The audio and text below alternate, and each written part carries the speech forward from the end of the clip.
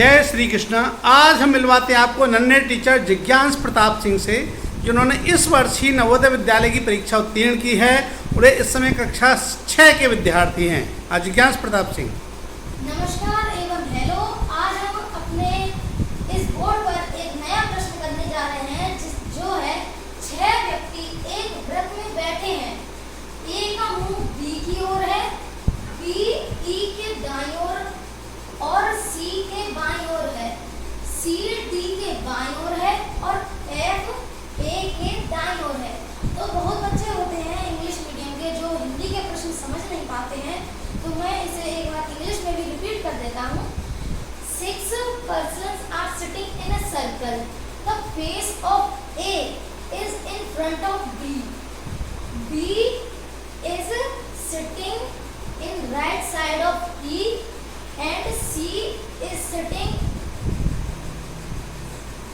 Left side of C. in the left side of C. C is sitting in left side of D and F is sitting in right side of A. तो ये इसमें कहना चाहता है कि 6 persons are sitting in one circle. 6 व्यक्ति एक group में बैठे हैं। तो पहले हम एक सर्कल बनाते हैं। अब ये कह रहा है कि इसमें 6 व्यक्ति बैठे हैं, तो 1 2 3 4 5 6 व्यक्ति बैठे हैं। तो ए का मुंह बी की ओर है। अगर ये ऐसे बैठे हैं तो इसका मुंह इसकी ओर होगा, इसका इसकी ओर होगा और इसका इसकी ओर होगा। तो ए का मुंह बी की ओर है, तो अगर हम इसे ए मान ले तो ए का मुंह जो है वो बी की ओर है, तो ये हमारा बी हो जाएगा। और फिर क्या कह रहा है वो कि बी ई के दाईं ओर है। जो बी है वो ई के दाईं ओर है, तो अगर हम यहाँ बैठे हैं तो ई का दाईं ओर ये पड़ेगा, तो ये हमारा ई हो जाएगा। सी के बाईं ओर है, बी जो है वो सी के बाईं ओर है, तो सी की बाईं ओर इधर पड़ेगा, तो ये हमारा सी हो जाएगा।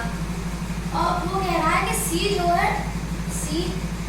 है डी के बाईं ओर है, सी जो है वो डी के लेफ्ट साइड है, तो हमारा डी जो है वो ये हो जाएगा। और बाद में बचा एफ वो हमारा ये हो जाएगा। अब हम ये प्रश्न करेंगे डी के बाईं ओर कौन है। अब डी के बाईं ओर डी, अगर हम डी के सामने ऐसे बैठे तो डी का लेफ्ट साइड ये पड़ेगा, बाएं मतलब होता है लेफ्ट, तो डी के बाईं ओर ये है, तो इसका उत्तर सी हो जाएगा। हम सी पर टिक कर देंगे। अब फिर दूसरा प्रश्न है हमारा सी के बाईं ओर कौन बैठा है। सी हमारा ये है, सी का बाईं ओर ये होगा लेफ्ट साइड, तो इसके सी के बाईं ओर बी बैठा है, तो इसका उत्तर बी हो जाएगा। अब हमारा दूसरा प्रश्न जो है वो है ई के सामने कौन बैठा होगा।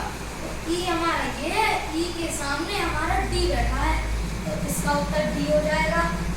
सी के सामने कौन बैठा होगा, सी हमारा यहाँ पर है, और सी के सामने अगर हम देखें तो ये एफ बैठा है, तो इसका उत्तर जो है वो एफ हो जाएगा। तो इसी तरह से हम इस प्रकार के और भी प्रश्न कर सकते हैं, जो कि हमारी जो कि बहुत सारे इस समय कॉम्पिटिटिव एग्जाम्स हो रहे हैं, उसमें हमारी मदद करेंगे। अगर आपको ये प्रश्न अच्छा लगा तो सब्सक्राइब करें, लाइक करें और शेयर करें। धन्यवाद। और कल के लिए एक नए प्रश्न के साथ ये जिज्ञांस प्रताप सिंह उपस्थित होंगे। यदि आपको पसंद आए तो उसको लाइक और शेयर करें और नए के लिए देखें। धन्यवाद।